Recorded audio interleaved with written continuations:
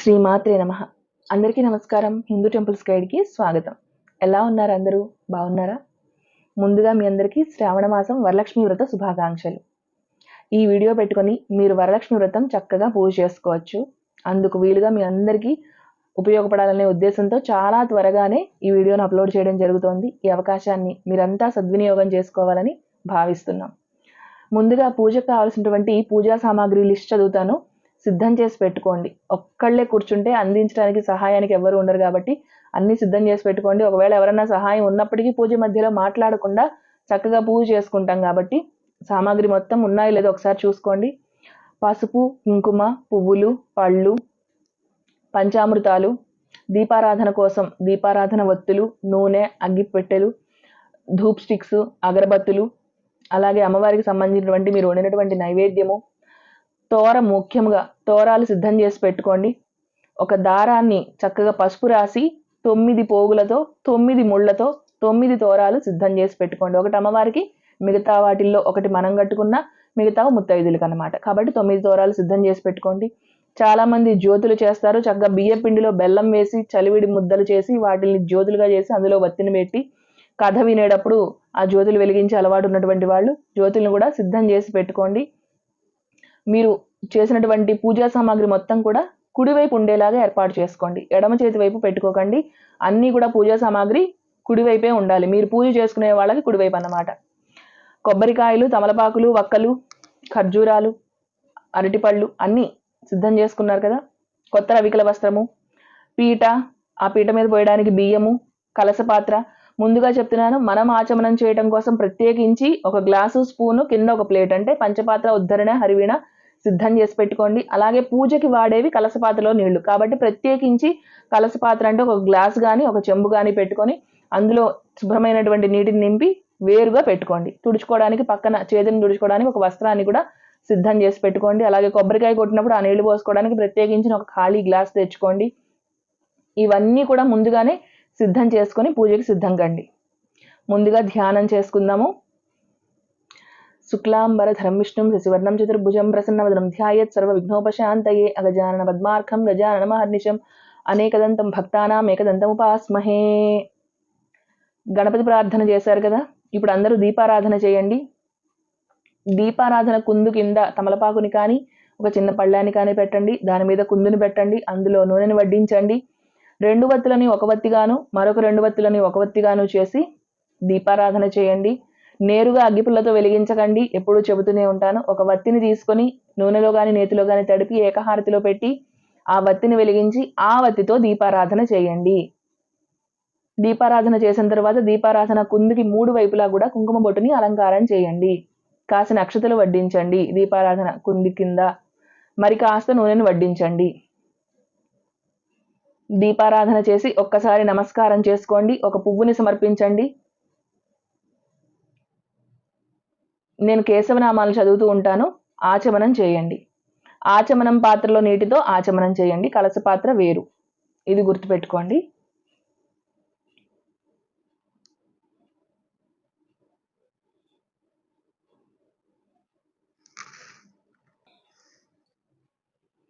ఆచమ్య కేశవాయ నమః, నారాయణాయ నమః, మాధవాయ నమః, గోవిందాయ నమః, విష్ణవే నమః, మధుసూదనాయ నమః, త్రివిక్రమాయ నమః, వామనాయ నమః, శ్రీధరాయ నమః, హృషికేశాయ నమః, పద్మనాభాయ నమః, దామోదరాయ నమః, సంకర్షణాయ నమః, వాసుదేవాయ నమః, ప్రద్యుమ్నాయ నమః, అనిరుద్ధాయ నమః, పురుషోత్తమాయ నమః, అధోక్షజాయ నమః, నారసింహాయ నమః, అచ్యుతాయ నమః, జనార్దనాయ నమః, ఉపేంద్రాయ నమః, హరయే నమః, శ్రీకృష్ణాయ నమః. ఆచమనం చేశారు కదా. ఇప్పుడు మీ చేతిని శుభ్రంగా ఎడమ చేతితో నీటిని తీసుకుని కుడి చేతిలోకి వడ్డించుకొని చేతిని శుభ్రంగా కడిగి పక్కన ఉన్నటువంటి వస్త్రానికి తుడుచుకొని కాసిన అక్షతలు తీసుకొని మీ ఎడమ చేతి మీదుగా అంటే ఎడమ భుజం మీదుగా వెనక్కి విడిచిపెట్టండి. ఇప్పుడు నేను ఫ్రంట్ కెమెరాలో ఉన్నాను కాబట్టి మీకు నా కుడి ఎడమలాగా అంటే రివర్స్లో కనిపిస్తుంది అనమాట. కాబట్టి మీరు కన్ఫ్యూజ్ అవ్వద్దు. మీ ఎడమ భుజం మీదుగా వెనక్కి విడిచిపెట్టండి. ఈ విధంగా వాసన చూసి విడిచిపెట్టండి. ఉత్తిష్టంతు భూతపిశాచ ఏతే భూమి భారకాః ఏతేషాం అవిరోధేన బ్రహ్మకర్మ సమారభే. ఇప్పుడు సంకల్పం చెప్పుకుందాం. మీరు కూడా చెప్పండి అన్నప్పుడు మీరు కూడా చెప్పండి. మమోపాత దురితక్షయ ద్వారా శ్రీ పరమేశ్వరీ ముద్దిశ్య శ్రీ పరమేశ్వరీ ప్రీత్యర్థం శుభే శోభనే ముహూర్తే శ్రీ మహావిష్ణోరాజ్ఞాయ ప్రవర్తమానస్య అద్య బ్రాహ్మణః ద్వితీయపరార్థే శ్వేతవరాహకల్పే వైవస్వతమన్వంతరే కలియుగే ప్రథమపాదే జంబూద్వీపే భరతవర్షే భరతఖండే మేరోర్దక్షిణ దిగ్భాగే శ్రీశైలస్య ఈశాన్య ప్రదేశే మీరు ఉన్న దిక్కును చెప్పుకోండి. కృష్ణా గోదావరియోర్ మధ్యదేశే మీ ఊరికి ఉత్తర దక్షిణాల్లో ఉన్న నదుల పేర్లు చెప్పుకోండి. అస్మిన్ వర్తమాన వ్యావహారిక చాంద్రమానేన శ్రీ విశ్వావసునామ సంవత్సరే దక్షిణాయనే వర్ష ఋతౌ శ్రావణమాసే శుక్లపక్షే చతుర్దశ్యాం భృగువాసరే శుభనక్షత్రే శుభయోగే శుభకరణే ఏవం గుణ విశేషణ విశిష్టాయాం శుభతిథౌ.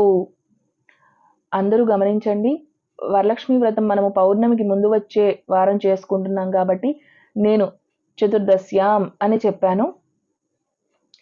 3వ వారము 4వ వారము మొదటి వారం చేసుకునేటటువంటి వాళ్ళు తిథి మారుతుంది, ఆ ఒక్క చోట మాత్రం తిథి మార్చుకోండి. తర్వాత సంవత్సరాల్లో చేసుకునేటువంటి వాళ్ళు అలాగే సంవత్సరం పేరు కూడా మారుతుంది, అదొక్కటి గమనించండి.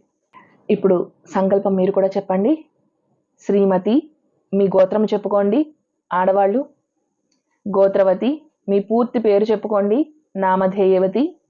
మమపతి ఆయుష్యాభివృద్ధ్యర్థం అని చెప్పుకోండి. మగవాళ్ళు శ్రీమాన్ మీ పేరు చెప్పుకోండి, గోత్రస్య మీ పూర్తి పేరు చెప్పుకోండి, నామధేయస్య ధర్మపత్ని సమేతస్య అని చెప్పుకోండి. ఇప్పుడు అందరూ చెప్పండి.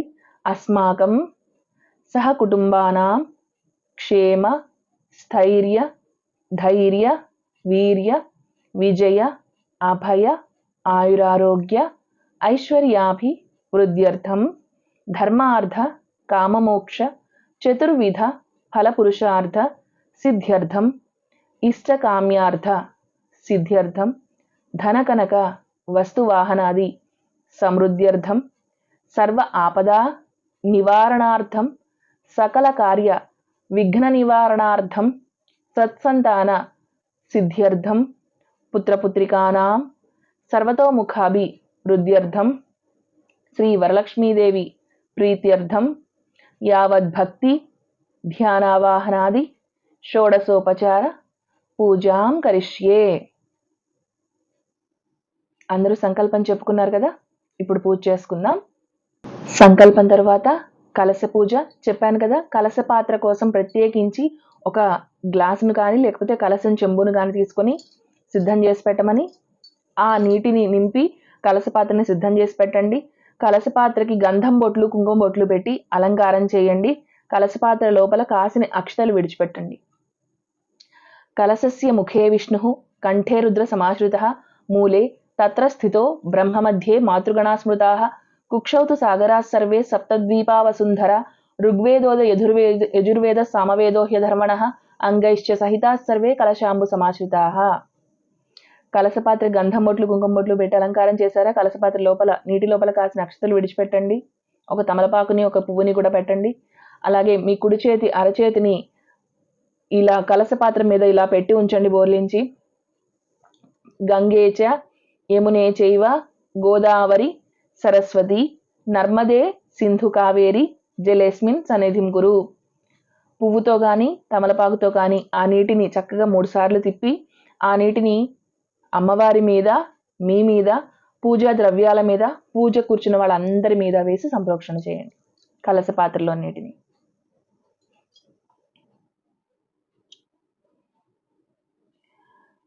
అమ్మవారి ధ్యానము, అమ్మవారికి సంబంధించినటువంటి ధ్యాన శ్లోకాలన్నీ చక్కగా చదువుకోండి, పిల్లలతో కూడా చదివించండి. సర్వమంగళ మాంగళ్యే శివే సర్వార్థ సాధికే శరణ్యే త్రయంబకే దేవి నారాయణి నమోస్తుతే. లక్ష్మీం క్షీర సముద్రరాజతనయాం శ్రీరంగధామేశ్వరి దాసీభూత సమస్త దేవ వనితాం లోకైక దీపాంకురాం శ్రీమన్మంద కటాక్ష లబ్ధ విభవద్ బ్రహ్మేంద్ర గంగాధరాం త్వాం త్రైలోక్య కుటుంబినీం సరసిజాం వందే ముకుంద ప్రియాం. అమ్మవారికి చక్కగా నమస్కారం చేసుకోండి, ధ్యానం చేసుకోండి, అమ్మవారిని ధ్యానించండి. 2 చేతులు జోడించి చక్కగా అమ్మవారికి నమస్కారం చేయండి.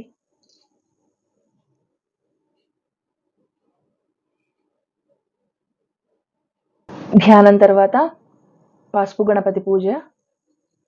అందరూ తమలపాకులో పసుపు గణపతిని సిద్ధం చేసి పెట్టుకున్నారు కదా. గణపతి స్వామికి కుంకుమ బొట్టుతో అలంకారం చేయండి. శ్రీ మహాగణాధిపతయే నమః ఆవాహయామి. నవరత్న ఖచ్చిత సింహాసనం సమర్పయామి. కలశపాత్రలో నీటిని స్వామివారి పాదాల దగ్గర విడిచిపెట్టండి. కాసిన అక్షతలు విడిచిపెట్టండి స్వామివారి దగ్గర. అలాగే స్వామివారి దగ్గర ఒక పువ్వు విడిచిపెట్టండి. శ్రీ మహాగణాధిపతయే నమః పుష్పాన్ని సమర్పయామి.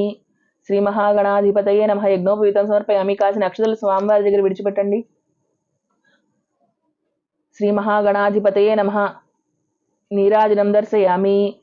కర్పూర నీరాజనం ఇచ్చి స్వామివారికి నీరాజనం చూపించండి. అలాగే స్వామివారికి ఒక బెల్లపు ముక్కని నైవేద్యంగా సమర్పించండి. తమలపాకులో ఒక చిన్న బెల్లం ముక్కని స్వామివారికి నైవేద్యంగా సమర్పించండి. శ్రీ మహాగణాధిపతయే నమః గుడోపహారం నివేదయామి.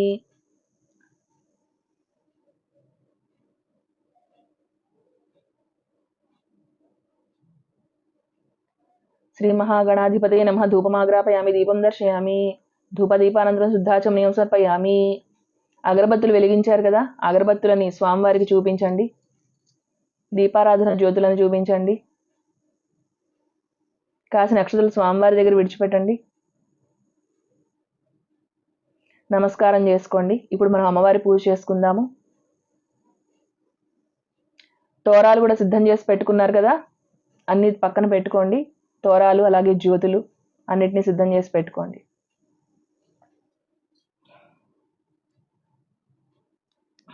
ఆవాహనం. శ్రీ వరలక్ష్మీ దేవతాయై నమః ధ్యాయామి ఆవాహయామి. రమరత్న ఖచ్చిత సింహాసనం సమర్పయామి. అమ్మవారి పాదాల దగ్గర కాసిన పువ్వులు కాసిన అక్షతలు విడిచిపెట్టండి. కలశపాత్రలో నీటిని అమ్మవారి పాదాల దగ్గర విడిచిపెట్టండి. తమలపాకుతో కానీ పువ్వుతో కానీ తీసుకోండి. ఆచమనం పాత్రలోవి కాదు, కలశ పాత్రలో నీటిని మాత్రమే పూజకి వాడండి.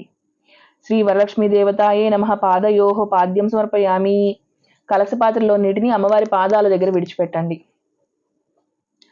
శ్రీ వరలక్ష్మీ దేవతాయే నమః హస్తయోః అర్ఘ్యం సమర్పయామి.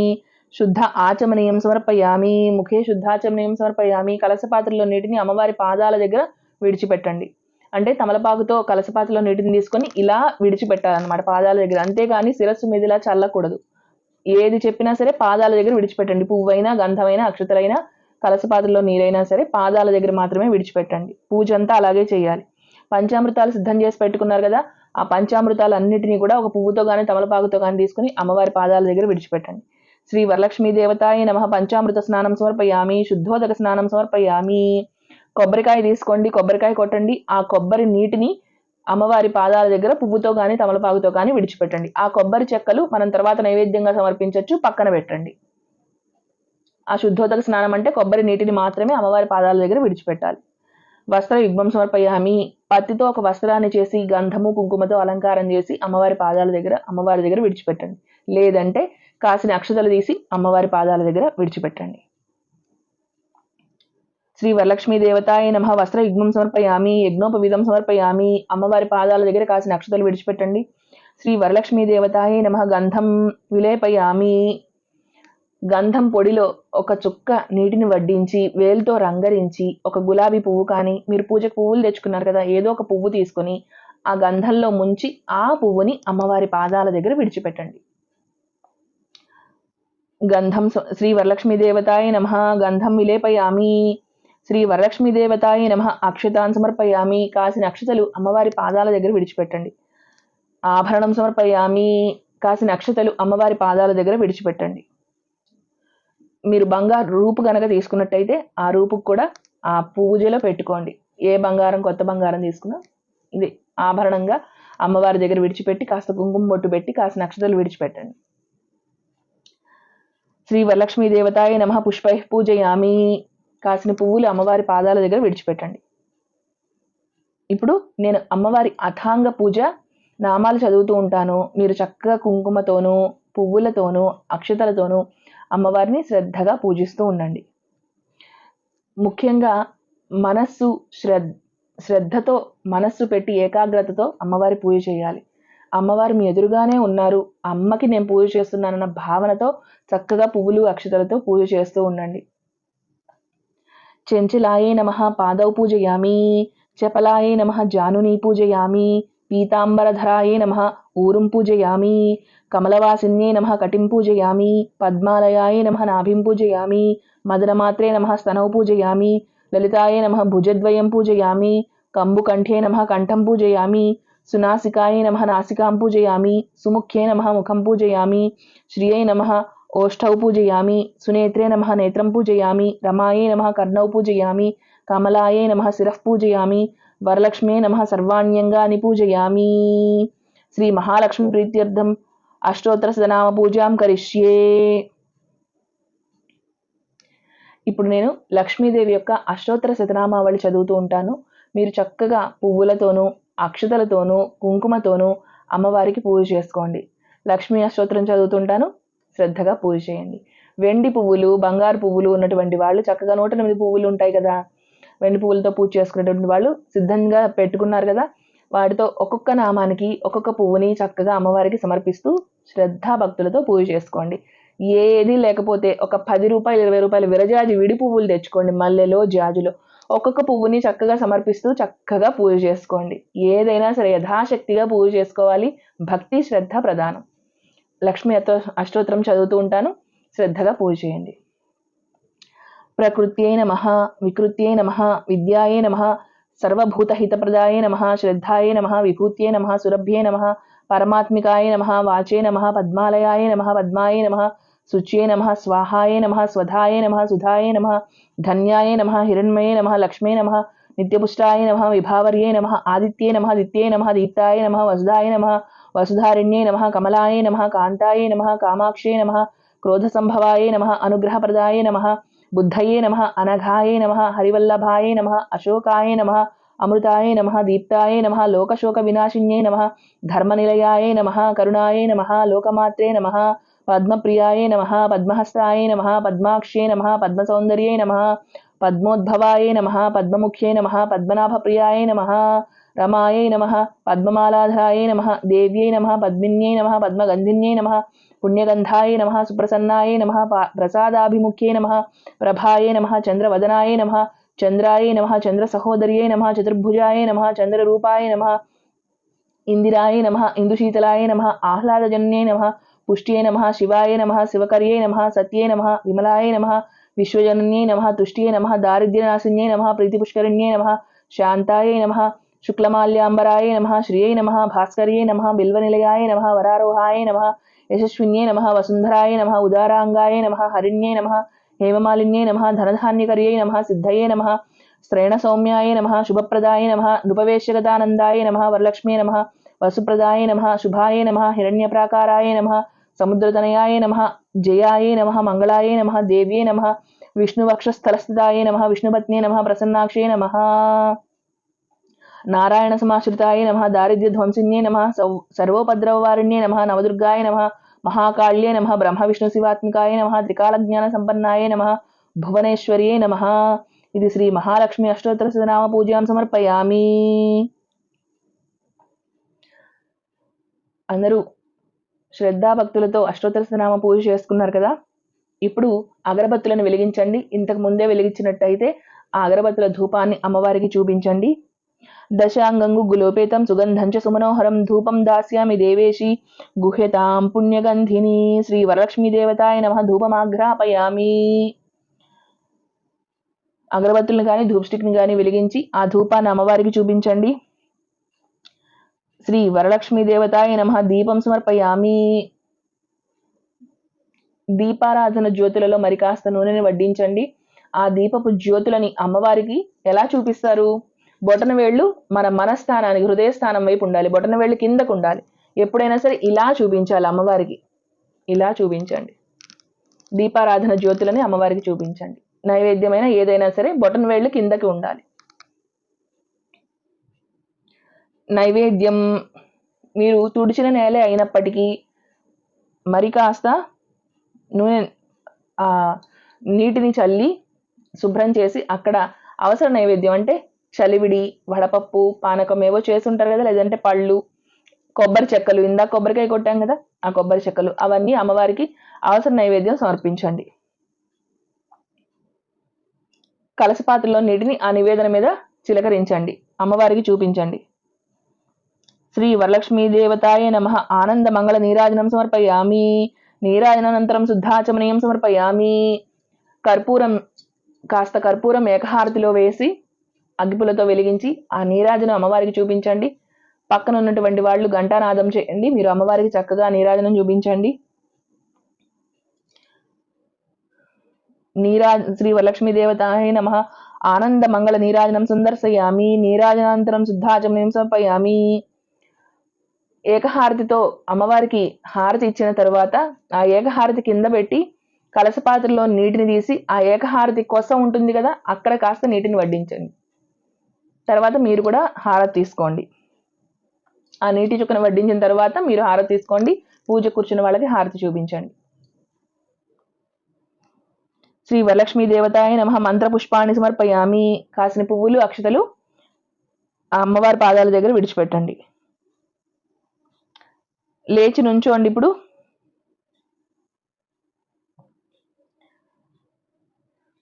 కుడి నుంచి ఎడమకి 3 సార్లు తిరగండి. ఆత్మరక్షణ నమస్కారం చేయండి. యాని కాని చ పాపాని జన్మాంతరకృతాని చ తాని తాని ప్రణశ్యంతి ప్రదక్షిణం పదే పదే పాపోహం పాప కర్మాహం పాపాత్మా పాప సంభవః త్రాహి మాం కృపయా దేవి శరణాగతవత్సలే అన్యథా శరణం నాస్త్వమేవ శరణం మమ తస్మాత్ కారుణ్య భావేన రక్ష రక్ష మహాలక్ష్మి. ఇప్పుడు ఆసనం మీద కూర్చోండి. శ్రీ వరలక్ష్మీ దేవతాయ నమః ప్రదక్షిణం సమర్పయామి. ఇప్పుడు తోర గ్రంథి పూజ చేసుకుందాం. మనము తోరాలు ఒక పళ్ళెల్లో కానీ విస్తర్లో కానీ సిద్ధం చేసి పెట్టుకున్నారు కదా, 9 పోగులతో 9 తోరాలు చేసి సిద్ధం చేసి పెట్టుకున్నారు కదా, అవి ముందు పెట్టండి. తోర గ్రంథి పూజ చేసుకుందాం. కమలాయే నమః ప్రథమ గ్రంథిం పూజయామి. కాస్త కుంకుమ లేదంటే కాసిన అక్షతలతో పువ్వులతో అమ్మవారి తోరాలని పూజించండి. రమాయే నమః ద్వితీయ గ్రంథిం పూజయామి. లోకమాత్రే నమః తృతీయ గ్రంథిం పూజయామి. విశ్వజనన్యే నమః చతుర్థ గ్రంథిం పూజయామి. వరలక్ష్మీ నమః పంచమ గ్రంథిం పూజయామి. క్షీరాబ్ధితనయాయ నమః షష్ఠమ గ్రంథిం పూజయామి. విశ్వసాక్షిణ్యే నమః సప్తమ గ్రంథిం పూజయామి. చంద్ర సహోదర్యే నమః అష్టమ గ్రంథిం పూజయామి. వరలక్ష్మీ నమః నవమ గ్రంథిం పూజయామి. తోర గ్రంథి పూజ చేసుకున్నారు కదా, ఇప్పుడు ఆ 9 తోరాల్లో నుంచి ఒక తోరాన్ని తీసుకుని అమ్మవారికి కట్టండి. నేను తోర గ్రంథి మంత్రం చదువుతూ ఉంటాను. ముందుగా మొదటి తోరం అమ్మవారికి కట్టండి. బధ్నామి దక్షిణే హస్తే నవసూత్రం శుభప్రదం పుత్ర పౌత్రాభివృద్ధించ సౌభాగ్యం దేహి మే రమే. ఆ తర్వాత మీరు కట్టుకోండి. పూజ చేసుకునేటువంటి వాళ్ళు మీ చేతికి కట్టుకోండి. ఆ తర్వాత మీరు వాయనం ఇచ్చేటప్పుడు ముత్తైదులకు కూడా కడుదురుగానే. ముందు మీరు అమ్మవారికి కట్టిన తర్వాత వెంటనే మీరు కట్టుకోండి. బధ్నామి దక్షిణే హస్తే నవసూత్రం శుభప్రదం పుత్ర పౌత్రాభివృద్ధించ సౌభాగ్యం దేహి మే రమే.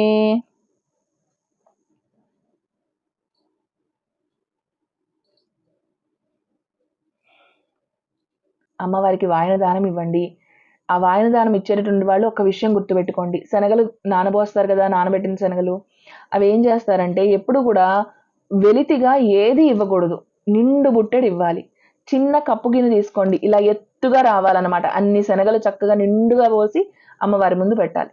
ఏదైనా సరే నిండు బుట్టెడు వాయనం ఇవ్వాలి అమ్మవారికి, వెలితి ఉండకూడదు. కాబట్టి మీరు తీసుకునే పాత్ర చిన్నదైనా పర్వాలేదు, ఇంత ఎత్తుగా వచ్చేలాగా శనగలు పోసి వడ్డించండి. అలాగే పూర్ణం బూరెలు వేస్తారు కదా, 9 సంఖ్యతో ఇచ్చుకోవాలనుకుంటారు, అవన్నీ సిద్ధం చేసి ఒక విస్తర్లో పెట్టుకోండి. శనగలు, అలాగే దక్షిణతో కూడినటువంటి తాంబూలం, 3 తమలపాకులు, 2 వక్కలు, 2 అరటిపళ్ళు, 1 రూపాయి కాసు, రవికల వస్త్రము, చీర పెట్టదలుచుకున్నారా చీర, గాజులు, పసుపు కుంకుమ, నల్ల పూసలు, అలాగే అమ్మవారికి గవ్వలు, ఏవో రకరకాలు మీరు పెట్టుకుంటారు కదా అమ్మవారికి ఇచ్చుకుందామని వాయనం, అవన్నీ కూడా ఒక బేసిన్ తీసుకొని ఒక విస్తరిని పెట్టి దానిపైన ఇవన్నీ పెట్టి చక్కగా అమ్మవారికి వాయన దానం సమర్పించండి.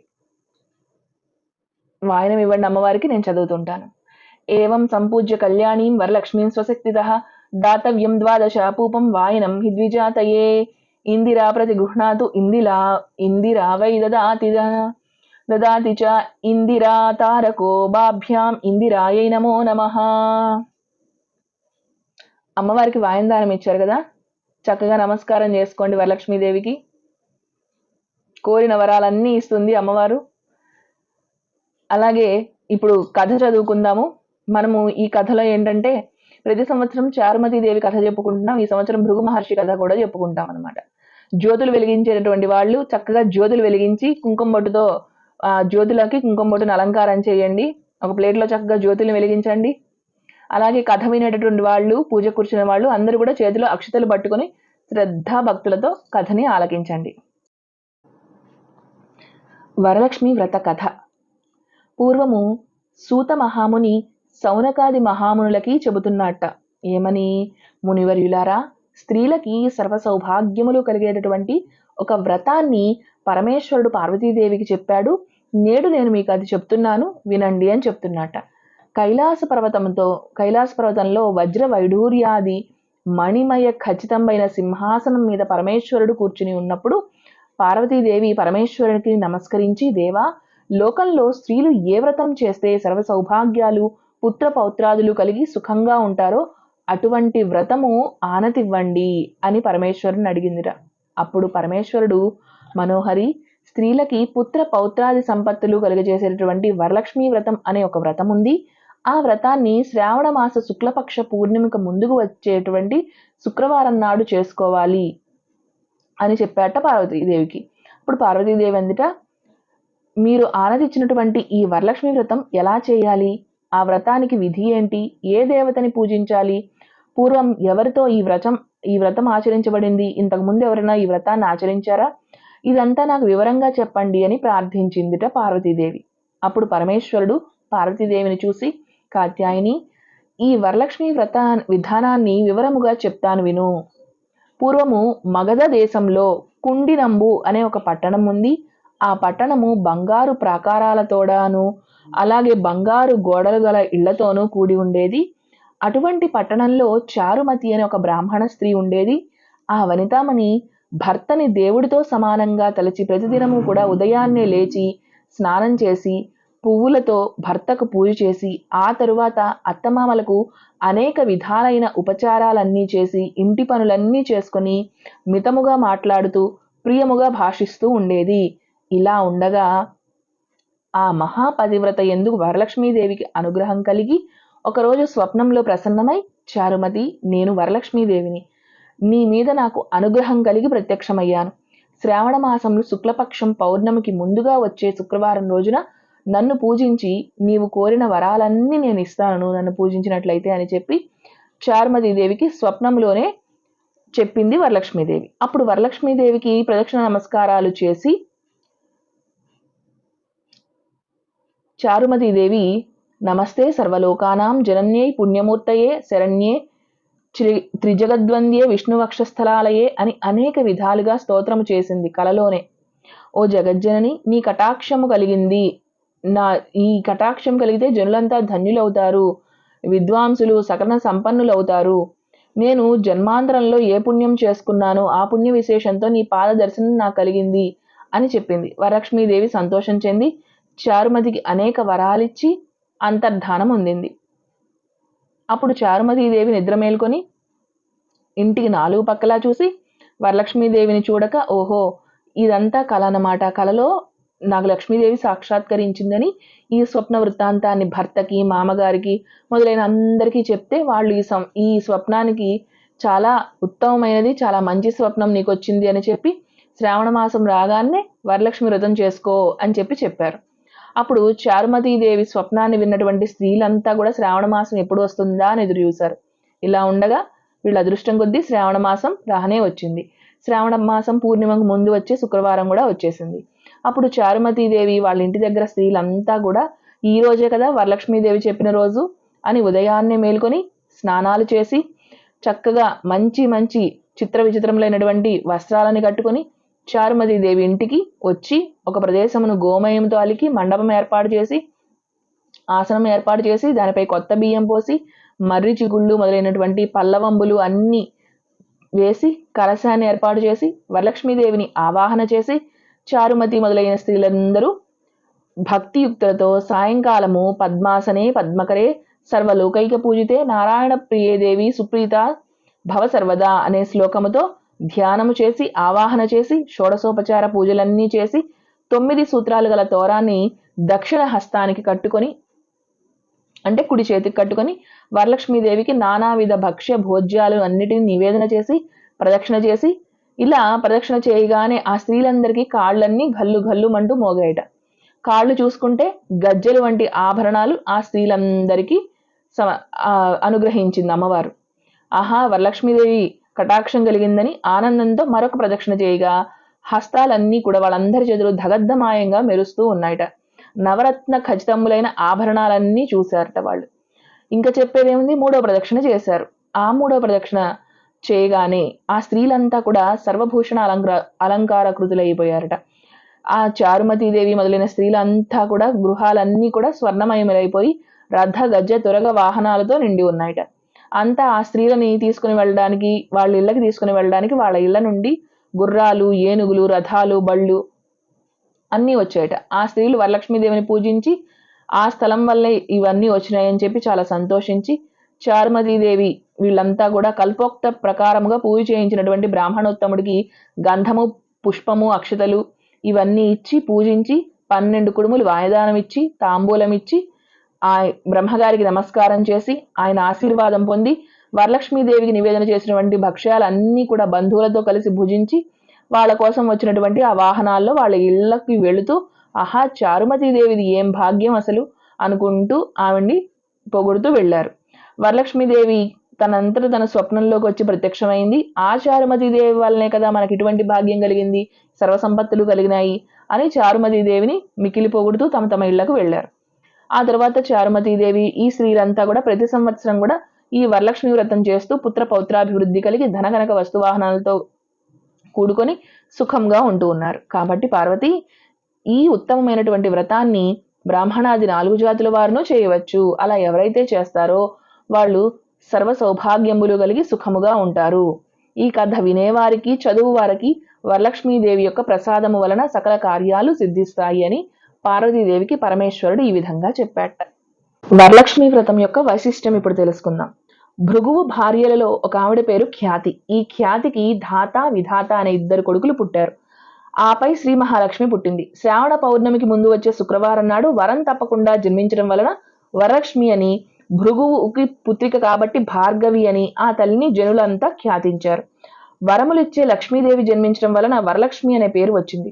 శ్రావణ మాస శుక్లపక్ష పూర్ణిమకు ముందు వచ్చే శుక్రవారం నాడే విష్ణువుకి ఇచ్చి అమ్మను వివాహం చేశాడు. వివాహానంతరం సాయంత్రం లక్ష్మీనారాయణులను ప్రత్యక్షంగా ఆసనంపై కూర్చోబెట్టి భృగు మహర్షి వరలక్ష్మి వ్రతాన్ని ఆచరించాడు. వరలక్ష్మి వ్రతం చేసిన వారికి సకల శుభాలు కలిగి అమ్మవారి యొక్క దివ్య కటాక్షం లభిస్తుంది. వరలక్ష్మి వ్రతాన్ని స్త్రీలు, పురుషులు అందరూ చేసుకోవాలి. పురుషులు చేస్తే ధనం పెరుగుతుంది, భార్యాభర్తలు ఆనందంగా ఉంటారు. స్త్రీలు చేస్తే సౌభాగ్యం కలుగుతుంది. ఇద్దరు కలిసి చేస్తే జీవితకాలం సంతోషం కలుగుతుంది. వ్రతాలలో భాగంగా ఒక మంటపం పెట్టుకుని నూతన వస్త్రాన్ని పరిచి కలశ స్థాపన చేయాలి. కలశంలో అమ్మవారిని ఆవాహన, షోడశోపచార పూజ చేయాలి. చారుమతి కథ, భృగు మహర్షి కథ వినాలి. పాయసానము, దధ్యోదనము, పులిహోర నివేదించాలి. తాము తిని ఇతరులకు కూడా పెట్టాలి. ఇలా చేసిన వారికి జీవితంలో అన్నపానీయాలకి లోటు ఉండదు. కొబ్బరికాయ కనీసం ఒక్కటైనా సరే కొట్టాలి. వడపప్పు, పానకము, చలివిడిని నివేదన చేయాలి. ముత్తైదువులకు పూజ చేసి గాజులు, వస్త్రాలు, కాటుక, తాంబూలము ఇవ్వాలి. బ్రహ్మచర్య దీక్ష తప్పనిసరిగా పాటించాలి. నేలపైన పడుకోవాలి. కుదరని వారు కొత్త దుప్పటి పరుచుకొని చెక్కపైన నిద్రించవచ్చు. సాయంత్రం వేళ లక్ష్మీదేవి గుడిలో ప్రదక్షిణలు చేయాలి. లక్ష్మీ నారాయణులు గురు దంపతుల రూపంలో ఉంటారు కాబట్టి గురు దంపతులను పూజించి ప్రదక్షిణ చేయాలి. కుదరని వారు కనీసం గురువుల పటం పెట్టుకునైనా పూజించాలి. అమ్మవారిని పసుపు కొమ్ములతో అర్చించాలి. శ్రీ సూక్త పారాయణ తప్పకుండా చేయాలి లేదా వినాలి. అమ్మవారిని అష్టోత్తర శతనామాలతో, బిల్వపత్రాలతో పూజించాలి. ఇలా చేయడం వలన సంపదలకు లోటుండదు. శక్తిని అనుసరించి సువర్ణ, రజత దానాలు చేయాలి. అన్నదానం చేయాలి. కప్పుకోవడానికి పనికి వచ్చే దుప్పటి కానీ, శాలువా కానీ మహానుభావులైన గురువులకు దానం చేస్తే భార్యాభర్తలు ఎప్పుడూ ఐకమత్యంతో జీవిస్తారు. ఈ వ్రతాన్ని పూర్ణిమకు ముందు వచ్చే శుక్రవారం ఆచరించకపోతే చివరి శుక్రవారం అయినా కూడా చేసుకోవచ్చు. సంపదలు అంటే కేవలం ధనం మాత్రమే కాదు, సంతానము, ఆరోగ్యము, విద్య ఇవన్నీ కూడా సంపదలుగానే మనము భావించాలి. విన్నారు కదా? ఇప్పుడు ఆ అక్షతల్ని అమ్మవారి దగ్గర విడిచిపెట్టండి. మీ పక్కన ఉన్నటువంటి పళ్ళెంలో కాసిన విడిచిపెట్టి మీ శిరస్సు మీద కొన్ని ధరించండి. మీరు పూజ చేసినటువంటి అక్షతల్ని మీ ఇంట్లో ఉన్నటువంటి అక్షతల డబ్బాలో వేసుకొని వాటిలో కలుపుకొని ఏదైనా పనుల మీద వెళ్ళేటప్పుడు ఆ అక్షతల్ని ధరించడం వల్ల వరలక్ష్మీదేవి అనుగ్రహంతో కార్యాలన్నీ కూడా సిద్ధిస్తాయి. పూజ చేసుకున్నటువంటి వాళ్ళు చక్కగా తీర్థ ప్రసాదాలు స్వీకరించండి. సాయంత్రం కూడా దీపారాధన చేసి చక్కగా లక్ష్మీదేవికి సంబంధించినటువంటి లలితా సహస్రనామము, కనకధారాస్తవము, శ్రీ సూక్తము అన్నీ కూడా చక్కగా సంబంధించినవన్నీ, అష్టలక్ష్మి స్తోత్రము, మహాలక్ష్మి అష్టకము అన్నీ చదువుకోండి. వీలైతే శ్రవణం చేయండి. లక్ష్మీదేవి యొక్క అనుగ్రహం పొందండి. మీకు ఈ వీడియో ఉపయోగపడినట్టయితే దయచేసి మీ విలువైనటువంటి కామెంట్ని ఈ వీడియో కింద రాయండి. అవి మాకు ఎంతగానో ప్రోత్సాహకరంగా ఉంటాయి. ఈ వీడియో మీకు నచ్చితే లైక్ చేయండి, అందరికీ షేర్ చేయండి. ధన్యవాదాలు. నేను మీ రుక్మిణి.